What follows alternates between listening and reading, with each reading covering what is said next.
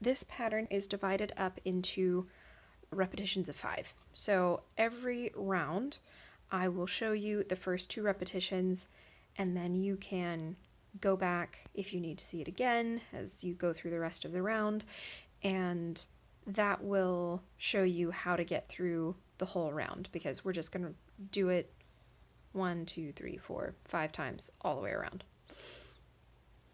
So for this round, what we are doing is 4 trebles together, and then we are going to chain 3, and then you're going to work a 3 DC together. That's in addition to your starting chain. So we've got 3 DC here that are halfway done. We're going to yarn over, pull our loop through all 4, then we're doing a closing chain. We're going to chain another 2. All right, so we're going to keep working into that magic ring. That's 1 DC.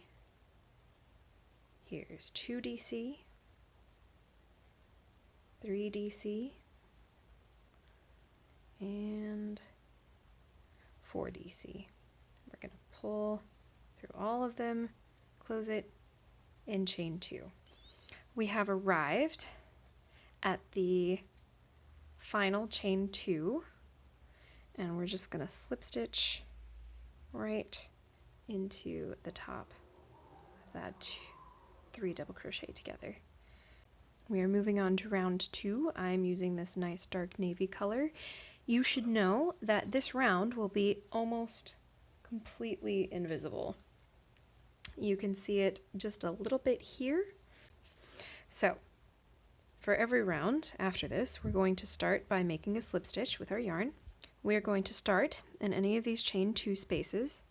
You can either start by attaching with a slip stitch and chaining 3, or you can attach with what I have only discovered recently and is my new favorite thing since sliced bread, and that is by starting with a standing single or double crochet. So you would hold your slip knot, yarn over your hook, insert into the place where you're going to start your first stitches, making sure you're holding onto that slip knot, because if you let it go, your yarn over is just going to disappear. I'm holding onto the tail. And then you're going to make your first double crochet. All right, so we are going to do 2 double crochet into this corner. Then we are going to chain 2. Then we're going to make another 2 double crochet into the corner. And then we are going to double crochet into the top of this, what essentially counts as a 4 double crochet together. Technically this one's our 3 double crochet together with the chain 3 because that's where we started, but that's all right. It counts as a 4 double crochet together. So right now we're going to go next into this corner again. And we're going to work another 2 double crochet.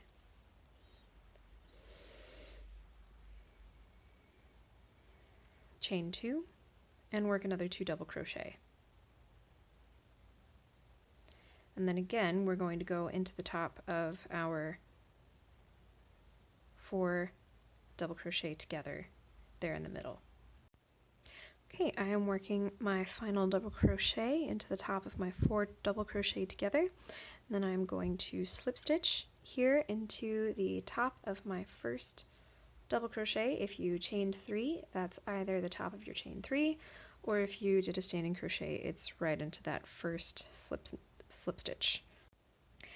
Okay, so for round 3, we had been working on this side, and I have gone ahead and pulled all my tails through to what is now going to be the wrong side, and we are flipping our work over. So for each of our popcorns that are coming up in this row, you can see them here, cute little popcorns, we are actually going to be working around the chain 2 space from row 1. So you're going to need to pull your double crochets apart a little bit, and you're going to work right over this same chain space for row 1 for each of your popcorns. I have already gone ahead and put a slip knot on my hook, and you can again either start with a chain 3 or you can start with a standing double crochet, which I am going to go ahead and do. You can start in any one of your corners, it doesn't matter which one you start in, and you're going to work a 5 double crochet popcorn into that corner. So that means you're going to work 5 double crochets. This is 2.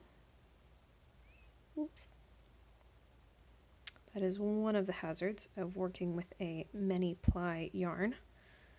That's 3 double crochet here with a small hook, so that I often will not catch quite all of my plies, or I will catch an extra one. See, I did it again, that I do not need to catch. Alright, so once you have all 5 of them, you're going to take your hook out, slip it into the top of your first double crochet, which in your case could be the top of a chain 3 or the top of your standing double crochet, chain 1 to close. This chain does not count and as part of our chains in our pattern, but count as part of the popcorn. You're going to chain another 2, and you're going to yarn over and do a front post double crochet. I believe, nope, sorry, we're going around our 4 double crochet together from row 1. So that's going to help them kind of pop out. You're going to chain 2, then you're going to work another popcorn into the next corner. This is again 5 double crochet into this corner, 3, 4, and 5. Oops, 5. And we're going to take our hook out, put it into the top of the first double crochet, and chain 1 to close. I'm going to chain 2, yarn over, and work a front post double crochet around our 4 DC together. Chain 2. Alright, so I'm going to work into this closing chain to try to do my final join slip stitch. Alright, so there you have it. We, for round 4, are actually going to flip our work back over to the other side. Don't worry if there's a whole bunch of ends poking at you. This is going to stay the wrong side, so you may as well leave your ends there. So we're going to start again with a slip knot on our hook. And we are going to start by working into any chain 2 space from row 2. So that is these chain 2s that are on the other side of our popcorn stitches. Alright? And we are going to start by working a standing single crochet. Boop. So then we are going to chain 2, and we are going to work a single crochet into that same space. So we are going to yarn over and work a front post double crochet around both of these 2 together. So not one over each, but together. Loop. Then we're going to work a 3 yarn over puff. We're not going to work the puff into the top of any of our stitches. We're going to work it between these DC that you just did your front post around and the DC next to it. So there's 1, 2, 3, and then chain 1 to close. So oops, the first time I recorded this round I went directly into doing the next puff, and we need to remember to chain 1 between our puffs. That's very important because we're going to be working into that space in future rows, and you want to make sure that there is enough space for the stitches that need to go into that space. So we're going to do a chain 1 between our 2 puffs, front post double crochet around the next 2 DC, and then single crochet, chain 2, single crochet into the corner. Doing again our double crochet front post around the next 2 double crochet. Then we're going to work a 3 yarn over puff between these 2 stitches. I'm going to do everything I can not to catch that ply. So there's 3, chain 1 to close, chain an extra 1 in the middle. Work another 3 yarn over puff,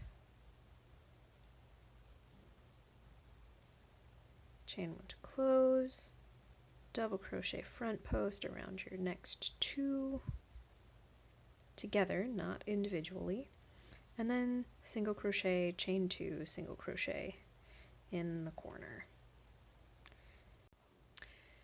So I've just done my last puff.